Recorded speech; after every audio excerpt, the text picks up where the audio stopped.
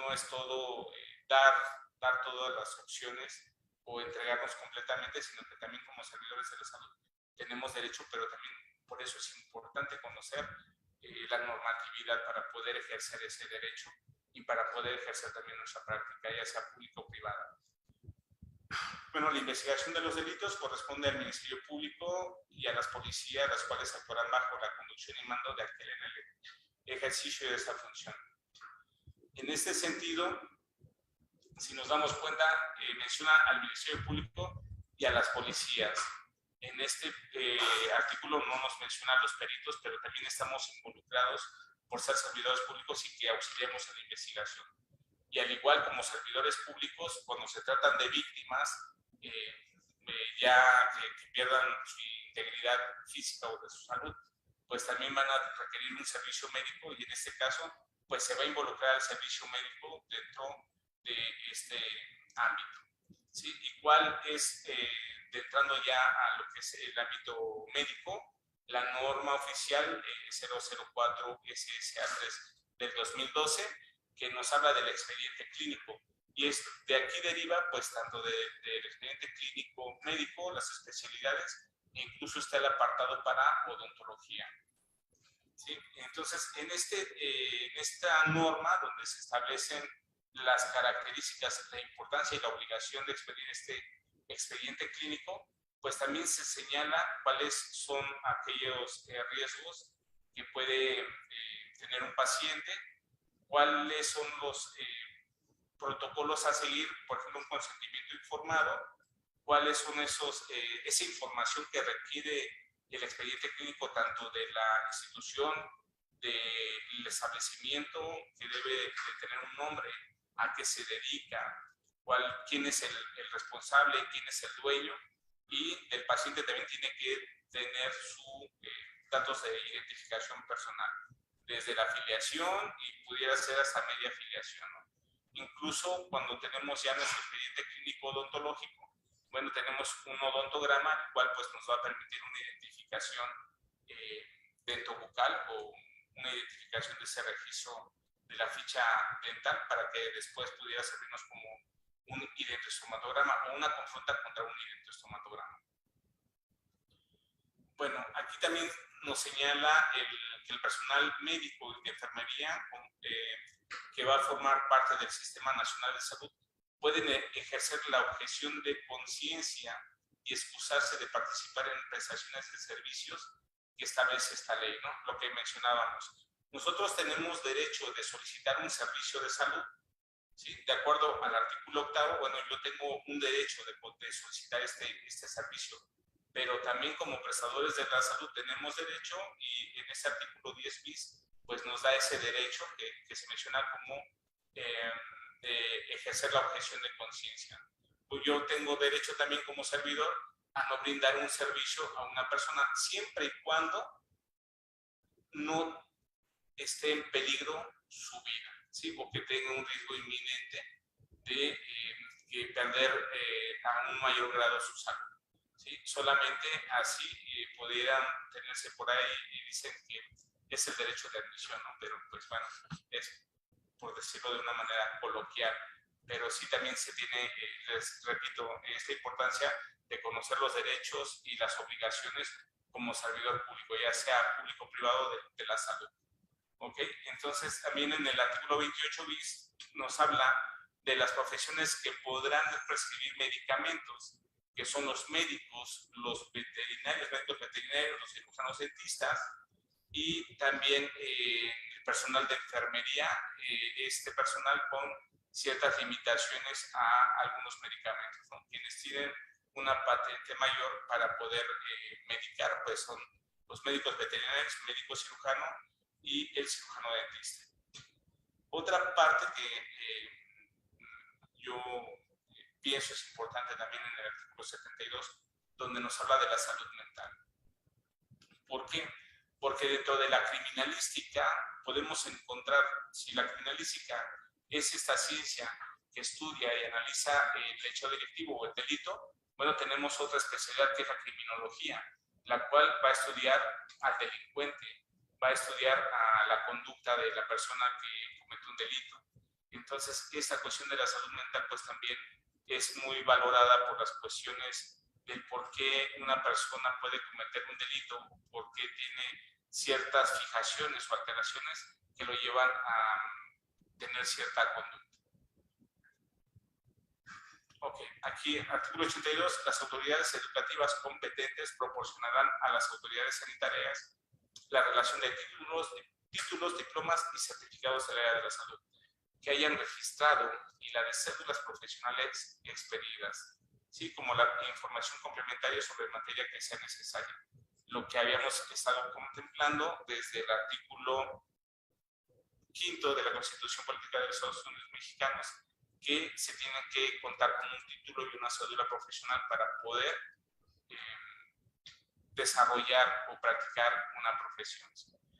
Ya sea que si el médico cirujano, conocido como médico general, practica su medicina clínica, si quiere ser forense, bueno, tendrá que aplicar para la especialidad y obtener su cédula profesional. Si el odontólogo también quiere aplicar para ortodoncista, pues tendrá que estudiar la especialidad, avalarla con un título y una cédula profesional para poder llevarla a cabo adecuadamente, ¿no? Entonces aquí ya implican esa normatividad y esas cuestiones. Recordemos que también hay delitos dolosos y delitos culposos, ¿no? Algunos son con intención, quizás si yo hago un tratamiento, una mala praxis, si no cuento con especialidad y mucho menos con el conocimiento, pues estoy actuando ya de una mala actitud, ¿no? Ya con todo, quizás no quiero causar un daño, pero pues sí tengo el conocimiento de que no estoy preparado para ello. Hablando de genética, bueno, también tenemos regulado este tema en el artículo 103, genoma humano es el material genético que caracteriza a la especie humana, ¿sí? Entonces, aquí también nos habla acerca del manejo del genoma y la intervención de la genética forense, y pues con nosotros también contamos con una gran especialista que es la maestra Tere Durán, que nos acompañará en el campamento forense, que le agradecemos el apoyo también de su intervención. Entonces, de esa situación también para poder actuar sobre este tipo de especialidades, pues debe de contar con una preparación adecuada. El uso de estupefacientes, algunos por mencionarlos como los que anotamos aquí, acetilmetadol, acetofina, etcétera, etcétera. Bueno, también es regulado por parte de la Ley General de Salud, porque no todos podemos estar consumiendo este tipo de sustancias y mucho menos estarlas comercializando.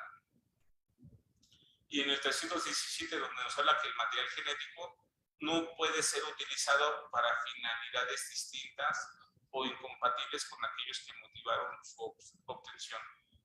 Cuando se habla de una investigación, ya hablábamos, por ejemplo, de un área docente, un área prácticamente didáctica, pues debemos de tener una autorización por parte de las máximas autoridades de la salud de nuestro país. Cuando se trata de una investigación tecnológica, incluyendo una investigación sobre los genomas, pues también se debe de obtener ese permiso, pero también por especialistas, ¿no? O sea, que la investigación sea por especialistas.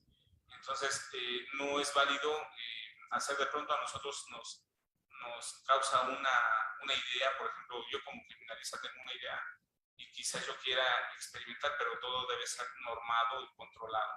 Y sobre todo, lo que comentábamos, si es como criminalistas tenemos el conocimiento de algunas áreas, pues tampoco eso nos permite dictaminar sobre todas, ¿no? Y lo que quizás la mayoría de las personas siempre relacionan con la criminalística o ya nos hablan que si hablamos, somos del área forense, muertos, ¿no? Cadáveres, ¿no? Pues no es así, ya mencionamos que es más que nada aclarecer hechos que probablemente puedan ser delitos, pero en esta Ley General de Salud pues también se habla acerca de los cadáveres y lo que habíamos mencionado, que no pueden ser objeto de propiedad y siempre deben ser tratados con respeto, dignidad y consideración. Y en el artículo 347, para los efectos de este título, los cadáveres se van a clasificar en personas conocidas y personas desconocidas. Por eso hablábamos acerca de esta relación también de las diversas especialidades forenses dentro de la criminalística, y prácticamente vamos de la mano. No todas las especialidades van a intervenir en un solo caso, pero las que casi siempre van a intervenir en todos los casos es la identificación humana. Y bueno, por ejemplo, tenemos casos en cadáveres en calidad de desconocido, no tenemos características fisionómicas, en ocasiones algunas características sexuales tampoco, y pues en ocasiones ni siquiera tenemos pulpejos para hacer dactiloscopía, ¿no? Entonces hay que intervenir con otras especialidades como antropología y genética. La inhumación, cremación o desintegración de cadáveres solo podrá realizarse con la autorización del oficial de registro civil que corresponda. Exigirá la presentación del certificado de defunción.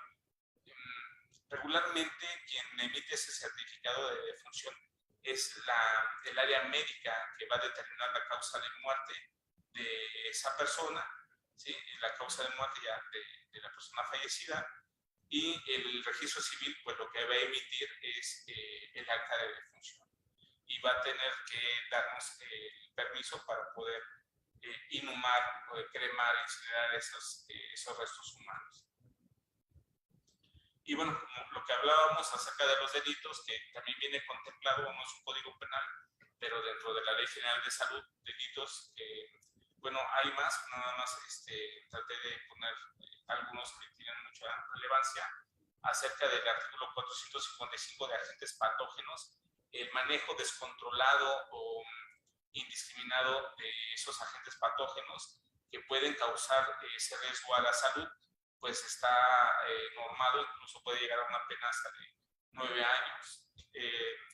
Los riesgos a la salud también cuando tenemos una enfermedad y tenemos la probabilidad de contagiar a alguna otra persona, pues también es un delito el tener una enfermedad o el enfermar deliberadamente a otra por medio de un contagio, pues está tipificado.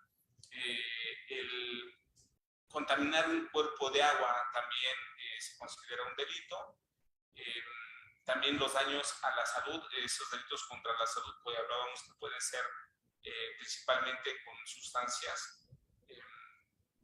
Y también tenemos estos artículos que señalan delitos acerca del manejo, comercio, importación y exportación de sangre, ¿no?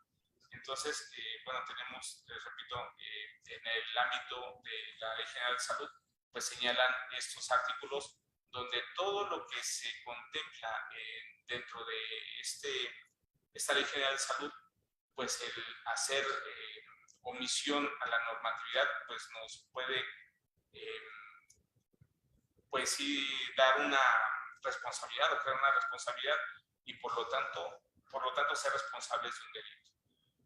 Ya decíamos, el manejo de cadáveres, el correcto manejo de los indicios, que principalmente esto está contemplado en la Guía Nacional de la Cadena de Custodia para poder establecer esa trazabilidad que tienen esos indicios desde el lugar de la investigación hasta los laboratorios, hasta las bodegas de indicios. Bueno, es desde el momento de su identificación en el lugar de investigación hasta donde la autoridad investigadora determine su fin.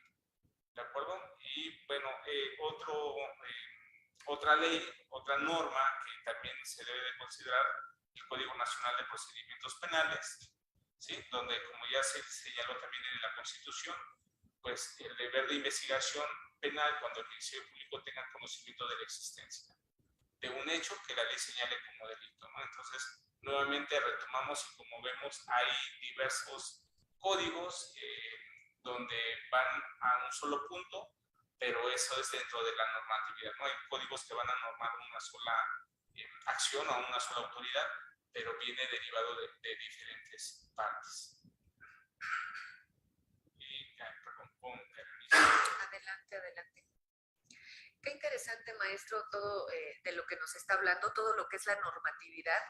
En ese sentido, por lo que hace a la normatividad, nos damos cuenta, nos decía de la importancia, pero sobre todo que cada área se pueda definir, ¿no? Porque muchas veces pensamos que los criminalistas somos todólogos Sí. y no es verdad, ¿no? Sí, es un error que tenemos, ¿no? Quizás cuando empezamos nuestra formación en la licenciatura de criminalística tenemos toda esa ambición y esa hambre del conocimiento y el poder desarrollar todo lo que nosotros conocemos o aprendemos en las aulas, pero también es importante, tanto en la criminalística como en cualquier otra carrera, saber nuestras limitaciones, ¿no? Porque a veces queremos hacer todo y salimos sobrados, ¿no?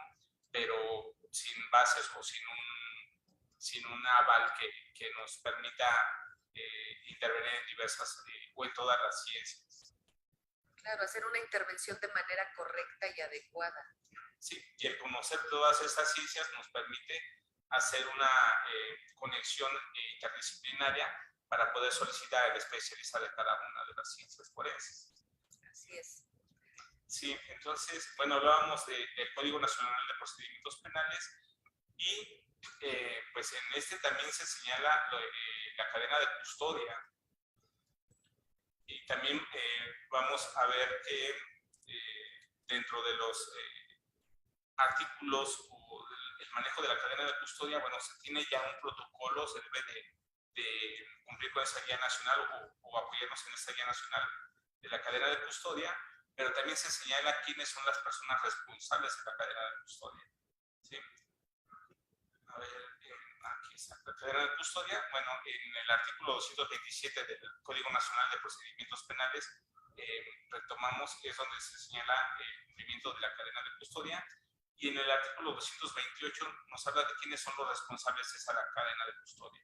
Sí, en la guía nacional pues nos señala que las personas, los servidores públicos, ¿sí?, que estén en cumplimiento de sus funciones, pues somos responsables de esa cadena de custodia. Entonces, si hablamos acerca de la cuestión médica o la atención de la salud, bueno, pues también somos, como servidores públicos, al momento de intervenir en un asunto médico legal, pues también tenemos que ser responsables de esa cadena de custodia. Entonces, pues con todo lo que hemos estado mencionando, creo que quizás ya estamos sobrados, ¿no?, de esa relación que tenemos con la criminalística, ¿no?, desde el área de la salud. Okay. Aquí también nos señala cuáles son las actuaciones en la investigación que deben de requerir una autorización de un juez de control, cuáles se pueden realizar sin esa autorización del juez. Sí, y sobre todo, pues aquí nos señala desde la inspección de personas, revisión corporal, el levantamiento e identificación de cadáver, donde no se requiere una autorización previa del juez, ¿sí? Porque hay que atender, aquí podemos entender que el cadáver pues es la víctima y hay que darle atención a la víctima, ahí ya no requeriríamos esa autorización. Y la aportación, comunicaciones interparticulares, el reconocimiento de personas, pero también tenemos algunas otras actuaciones que sí requieren una autorización del juez, ¿no?, como estos actos de investigación, que también pueden ser actos de molestia a las personas que se están investigando o que están relacionadas a una investigación, ya sea directa o indirectamente. Sí, por ejemplo, la exhumación de cadáveres sí requerimos una autorización del juez, y la toma de muestras de fluido corporal, vello, cabello, extracciones de sangre u otros análogos cuando la persona requiera, excepto la víctima o ofendido, se niegue a proporcionar la misma, ¿no?, cuando la persona requerida.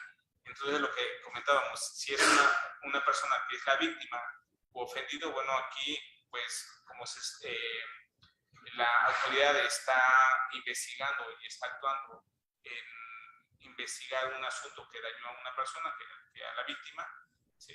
Entonces, la víctima pues, nos puede dar sin ningún problema todos esos elementos si fueran requeridos. Sin embargo, bueno, cuando son los imputados, pues ahí sí pueden abstenerse a ciertas situaciones, y entonces sí requeriríamos la autorización del juez.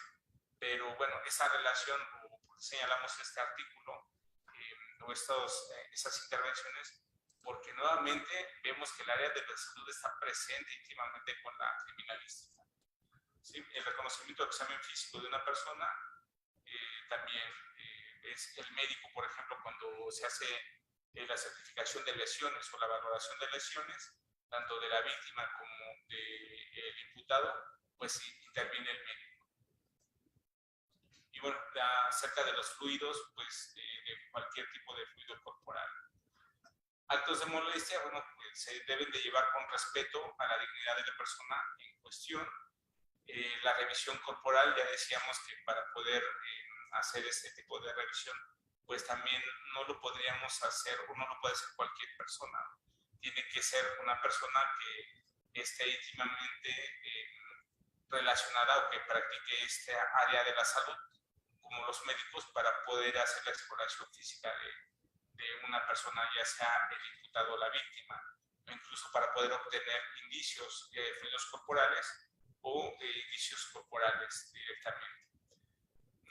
La toma de muestras, cuando la persona requerida se niegue a proporcionarlas, también se requiere la autorización del juez. Y el levantamiento e identificación de cadáveres. Las diligencias que intervienen dentro de esta actividad o de este proceso de levantamiento e identificación de cadáveres, bueno, está el levantamiento del cadáver, traslado del cadáver, descripción y peritajes correspondientes, sobre todo, le comentábamos, la identificación humana y la exhumación en términos previstos en el Código Penal, perdón, Código Nacional de Procedimientos Penales. Entonces, bueno, ¿quién es el encargado de determinar las causas de la muerte? Pues el médico. ¿Quién es el encargado de hacer esta disección anatómica? Tanto el criminalista, pero también el médico forense. Dentro de las ciencias forenses que intervienen en identificación, principalmente, va a estar criminalística y medicina. Peritajes durante la investigación, bueno, también estamos nosotros con el fundamento del 272 para poder realizar esos peritajes a los indicios que se tienen que valorar. Y en el 273 se tiene ese fundamento para poder obtener o para poder tener ese acceso a los indicios para el análisis que se requiera, ¿no? Ya sean pues materiales físicos o que sean esos materiales biológicos, indicios biológicos que pueden ser incluso fluidos corporales. En el 274 nos habla de un peritaje irreproducible. Cuando yo voy a realizar el análisis de un indicio, sobre todo cuando es material biológico, debo de dar un aviso a la autoridad encargada de la investigación de que al momento de que yo voy a realizar este análisis, se va a consumir el indicio o pues ya vamos a perderlo y no hay manera de poder volver a realizar el dictamen o el peritaje correspondiente.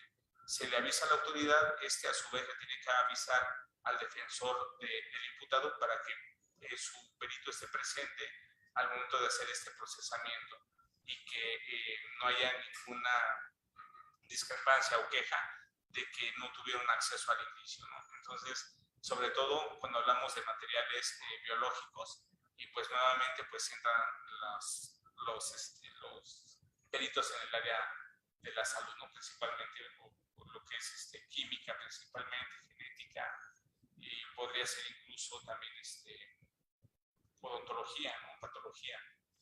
En el artículo 275 nos habla de peritajes especiales, por ejemplo, esos delitos que son como violación, abuso sexual, en el cual la víctima dentro de los objetivos o las metas que debe de cumplirse es no revictimizar a la víctima.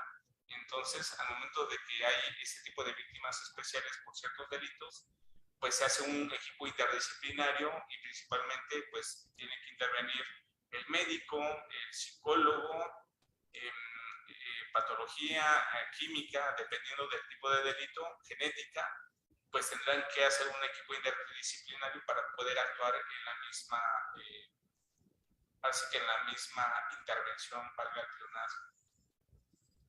Bueno, reconocimiento de personas, eso es por parte de la víctima o el testigo, de identificación humana. Bueno, se habla de prueba policial. Aquí, artículo 369, nuevamente hablamos de un título y cédula profesional que avale nuestra experticia, nuestros conocimientos. ¿Sí? Entonces, aquí, si se dan cuenta, ya hablamos en la Constitución con título profesional. La Ley General de Salud, título profesional. Código Nacional de Procedimientos Penales, título profesional, ¿no? Entonces, es tanto para medicina o cualquier otra especialidad necesitamos ese título profesional para poder nosotros actuar dentro de este proceso penal. ¿Sí? Y otro artículo importante también, y se señala el requisitos de la sentencia, nos habla de la identificación del acusado y la víctima u ofendido. Si estas personas no están identificadas, pues probablemente no puedan dictar una sentencia, ya sea absolutoria o condenatoria.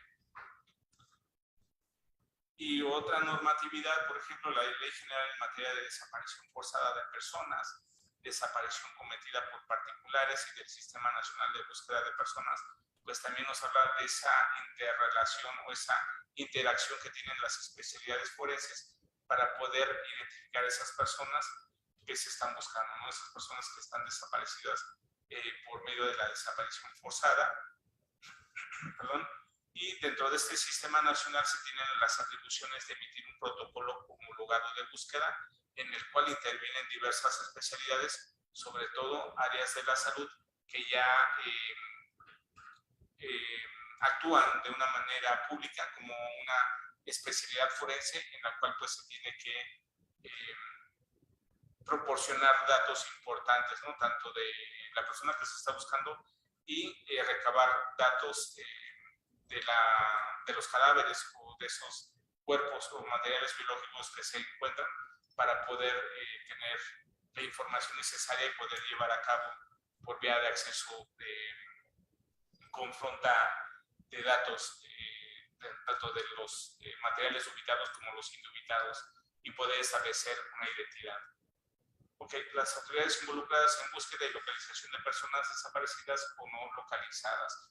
Nos habla también acerca de ese procesamiento, traslado, análisis y almacenamiento, conforme a lo previsto en el Código Nacional de Procedimientos Penales, de esos indicios. Recordemos, es importante también la cadena de custodia, y en este protocolo pues también nos lo menciona. Vamos a irnos un poquito más adelante.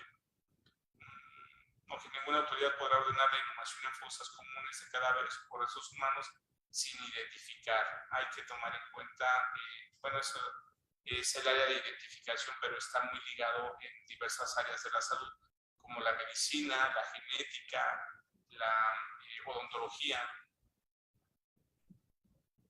El Banco Nacional de Datos Forenses, además de la información pericial y forense, útil para la identificación de una persona, debe contar con una base de datos de información genética que contenga, como mínimo, bueno, ahí se establecen cuáles son los perfiles y sobre todo el uso del sistema CODIS para almacenar.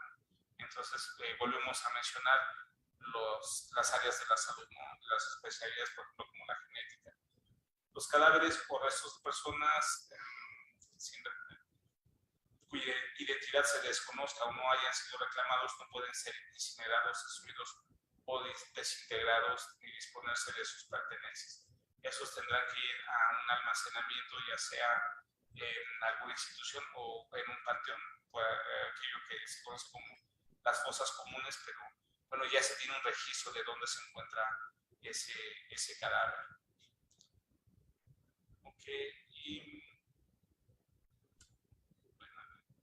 acerca de esta situación, perdón, como regreso aquí.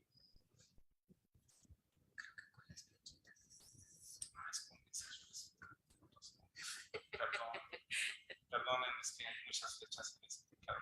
No sé si alguien tenga alguna pregunta, de verdad, vamos a aprovechar que tenemos el día de hoy al maestro con nosotros. Si tienen alguna duda, con toda confianza, de verdad estamos para servirles. Como les había comentado en un inicio, me gustaría que fuera un poco más interactivo. Si alguien tiene alguna inquietud, alguna pregunta, con toda confianza puede realizar su pregunta, por favor. Si quieren. No quieren. Yo me sigo ya, yo voy como que corriendo. Así llegué, perdón. Otra relación o otra característica que tiene la criminalística, igual que la medicina, es que los asuntos no esperan. Íbamos saliendo de la institución hoy por la mañana y llegó un asunto de última hora y pues ya no podíamos dejarlo. Entonces, eso es igual que la medicina, no, los asuntos no esperan, hay desveladas, no hay días festivos, bueno, yo creo que esa es la relación más íntima que se tiene entre la salud y la criminalística. Sí. Bueno, la búsqueda de personas cuyo paradero es desconocido. Aquí se aprueba ese protocolo de tratamiento e identificación forense en el Diario Oficial de la Federación. Este protocolo para tratamiento e identificación forense pues ya hace esta amalgama de ciencias forenses para poder intervenir en los casos de hallazgos de material biológico, pero pues también se debe de establecer una coordinación. En este caso se menciona en el protocolo las ciencias que van a intervenir como la criminalística, la antropología, la arqueología, la medicina, la odontología, la genética, química, incluso se menciona también, o se ha mencionado que puede intervenir el antropólogo social para ciertas entrevistas. Entonces, bueno, la relación íntima también que se tiene con el criminalista y el médico forense, pues es para la identificación de personas, de cadáveres. Ambos van a hacer el examen externo de esos cadáveres y el médico forense pues va a tener esa obligación o ahora sí que esa tarea de hacer el examen externo e interno del cadáver. En muchas ocasiones pasamos por alto que las cuestiones médicas pudieran tener ciertas obligaciones o ciertas responsabilidades. Hoy en día ya con las normas, con las leyes, con protocolos, pues ya tenemos un poco más de conciencia realizar un examen médico, un examen diagnóstico, en realizar el expediente clínico, en tener esa especial delicadeza para la atención al público, a los pacientes. Entonces, esa relación que tiene nuevamente esa criminalística con la medicina, pues debe de ir un poco más allá, ¿no? En el sentido que quizás como servidor de la salud, en mi caso como odontólogo, quizás llega alguien a mi consultorio, bueno, a mí ya no me pasa porque ya cuando llegan a esas alturas, cuando llegan a mi consultorio, bueno, ya hay un poquito más de ir un poco más allá de nada más el tratamiento, ¿no? Pero hay muchos colegas que aún no hacen un expediente clínico, o las personas por los costos que generan los insumos de odontología, pues van con una persona que les cobra más barato, a veces pues no se cumplen con esas normas que debe tener un título profesional, una cédula profesional, y pues se corren riesgos, ¿no? Entonces, si la norma me indica que tengo que expedir, tengo que realizar un expediente clínico odontológico, pues lo tengo que hacer. Si mi expediente clínico no solamente debe basarse en los datos bucodentales, sino que en una salud integral o en un examen integral del paciente, pues debo de realizarlo, ¿no? En ocasiones hay personas que dicen, bueno, es que para qué, si nada más le voy a ver la boca, ¿no? O pacientes incluso también, pues si nada más me va a ver mis dientes, ¿por qué me hace todas esas preguntas o por qué se mete en mi vida íntima, ¿no? También hay que hacerle saber que tenemos esa obligación y que él tiene el derecho a contar con un expediente clínico para saber cómo va su salud, para poder nosotros argumentar qué es lo que le vamos a practicar o la propuesta de tratamiento que le vamos a explicar y obtener el consentimiento informado. Y además, ir actualizando ese expediente clínico después de cada uno de los procedimientos que se vayan realizando para tener actualizada la información. de manera clínica para poder saber cómo está de salud esa persona, y también de una manera forense o criminalística, porque ahí voy a tener la identidad de una persona. No solamente vamos a dejarlo en las características odontológicas o de los órganos dentarios, sino que podemos ir un poco más allá. Quizás podríamos hacer una rotoscopía o una queidoscopía, porque en ocasiones no tenemos un argumento pre-mortem para poder establecer la identidad de una persona, pero si yo hago un expediente clínico odontológico completo, pues podría tener más probabilidades de poder identificar un cadáver.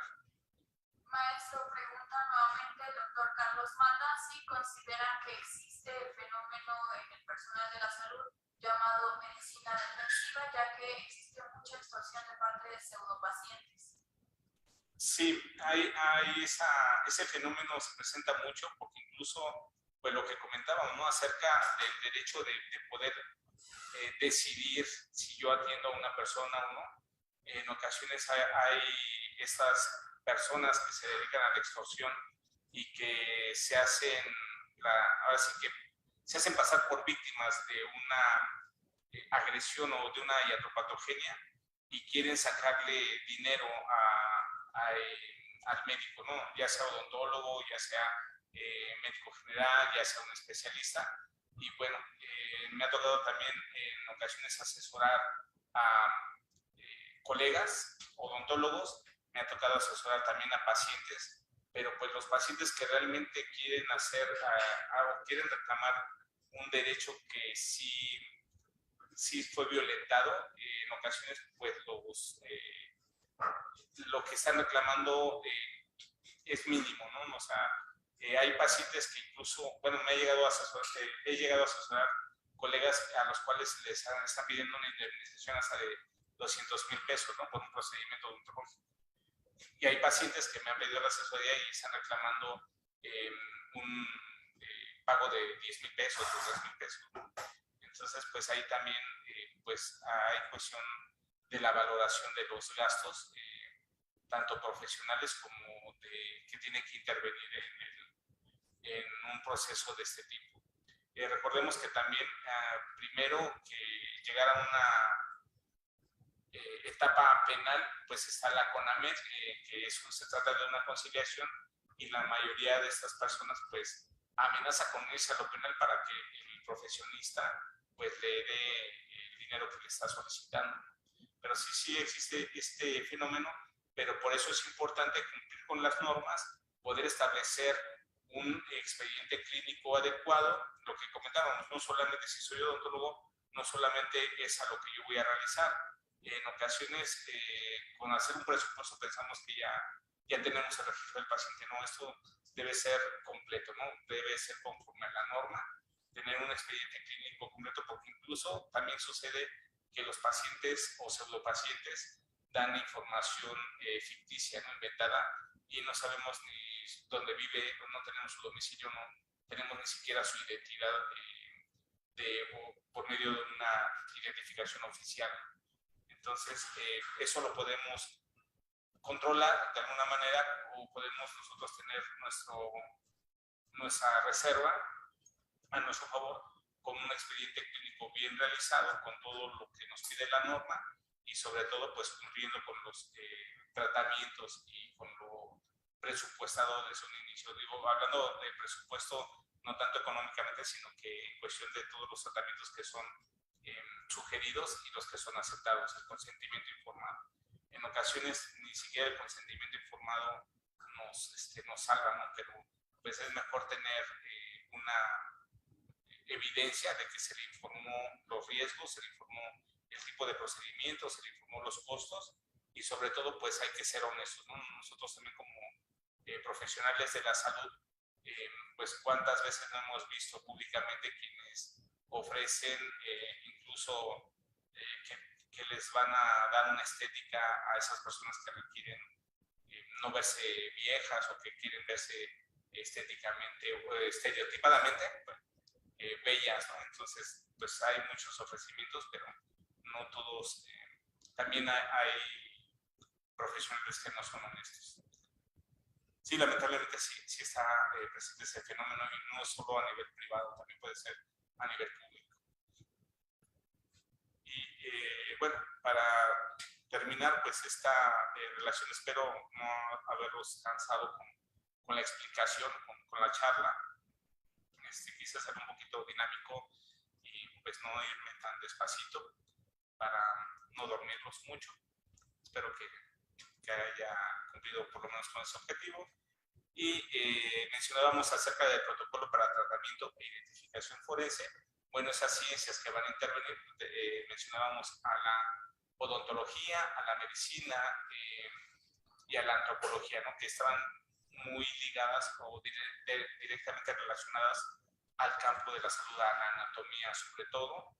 En la dactiloscopía ya platicábamos acerca también que es parte de la anatomía de la epidermis, de las glándulas sudoríparas que nos van a permitir dejar huellas latentes en alguna superficie, pero sobre todo lo que también reitero esa situación, que al momento de que nosotros hacemos una práctica médica o una intervención en la salud, quizás pasemos por alto que si mi paciente sufrió una fractura, o por ejemplo en odontología, a mi paciente le solicitó una ortopantomografía, una radiografía periapical o una AP, pues ese es un registro que nos puede servir también para poder auxiliar a la criminalística en el caso de una identificación humana.